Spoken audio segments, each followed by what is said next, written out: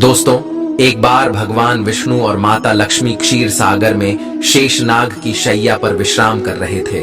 तभी विनता पुत्र गरुड़ उस स्थान पर आ जाते हैं और भगवान विष्णु तथा माता लक्ष्मी से पूछने लगते हैं, हे प्रभु, मैं पृथ्वीलोक का भ्रमण करके आया हूँ। मैंने देखा कि पृथ्वीलोक पर अनेक मनुष्य नित्य स्नान करते हैं, किंतु फिर भी दुखी ही रहते हैं। उनके दुखी रहने का क्या कारण है?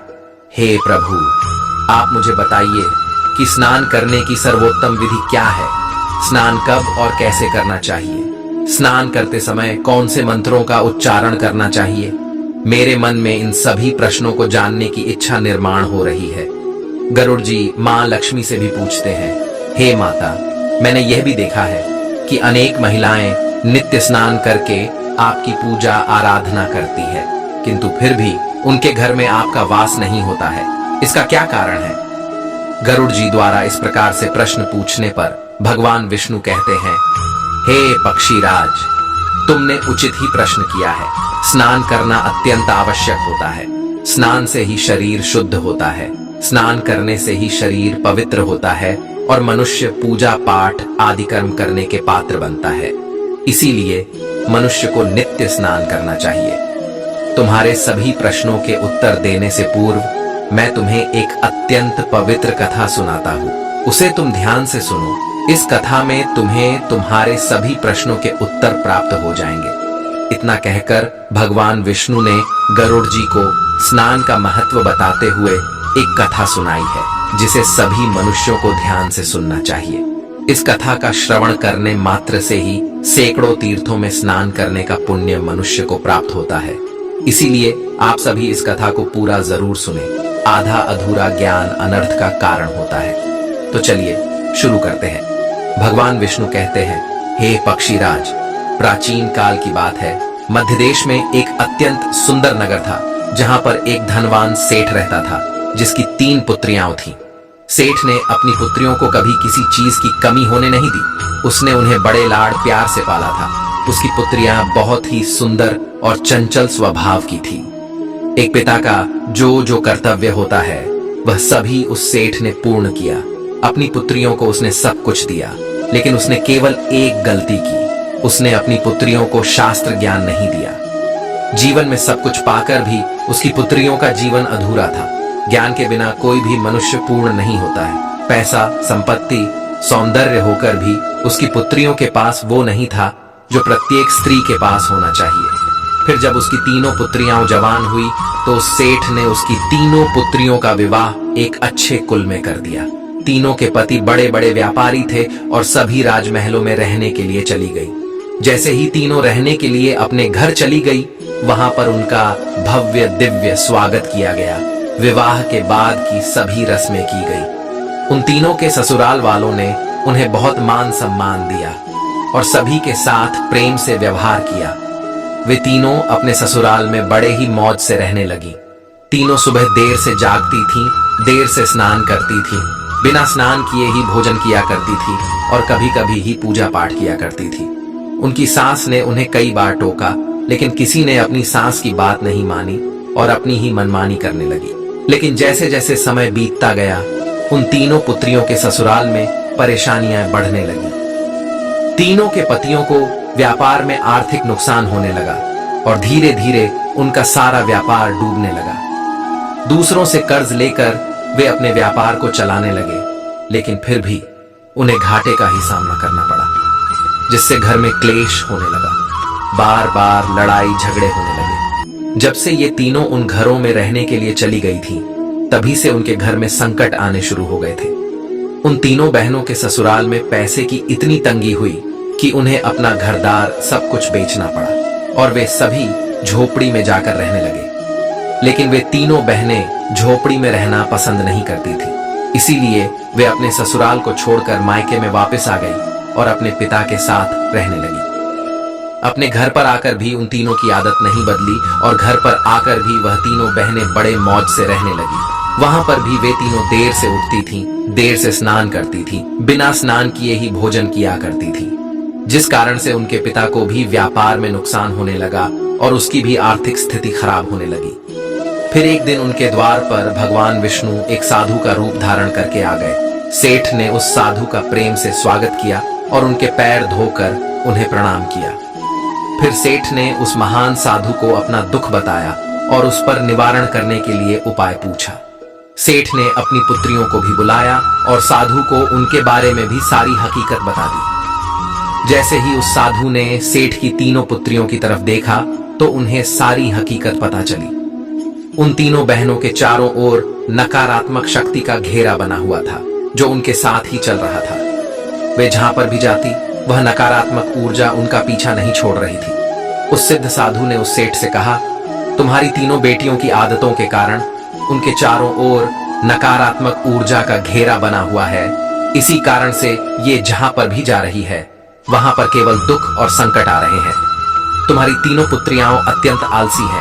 ये देर से जागती है, देर से स्नान करती है, बिना स्नान किए ही भोजन करती है और यही वजह है कि उनके जीवन में ये संकट आ रहे हैं। फिर उस साधु ने उस सेठ को और उनकी पुत्रियों को अत्यंत महत्वपूर्ण ज्ञान दिया और उसका नित्य पालन करने के लिए कहा।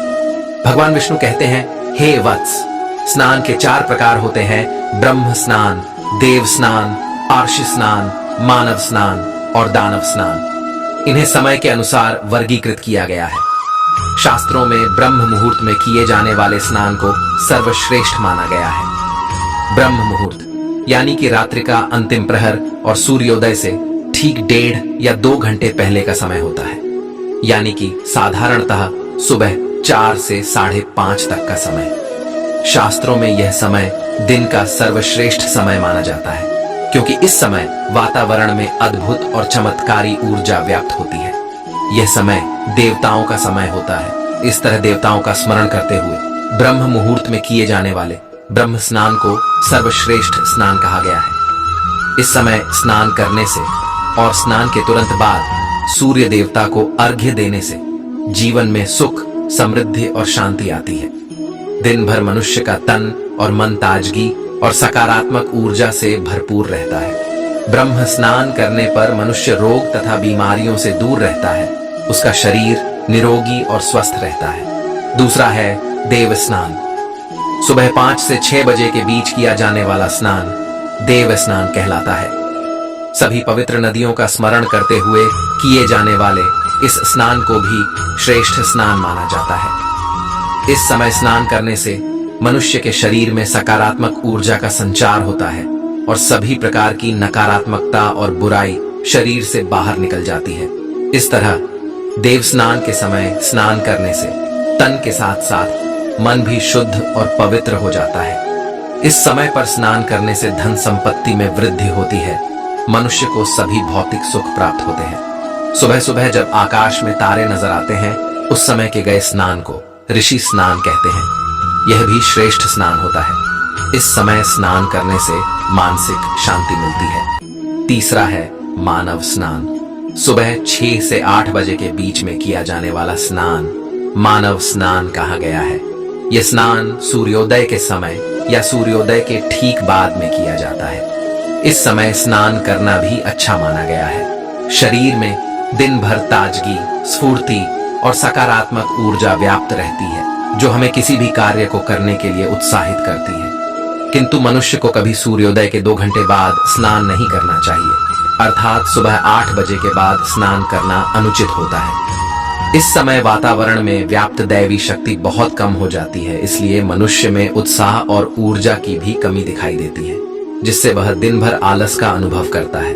पूरे दिन शरीर में सुस्ती सी रहती है और किसी भी काम में मन नहीं लगता है। सुबह 8 बजे के बाद स्नान करने से व्यक्ति के जीवन में दुर्भाग्य आता है। उसके शरीर में नकारात्मक ऊर्जा का वास होने लगता है।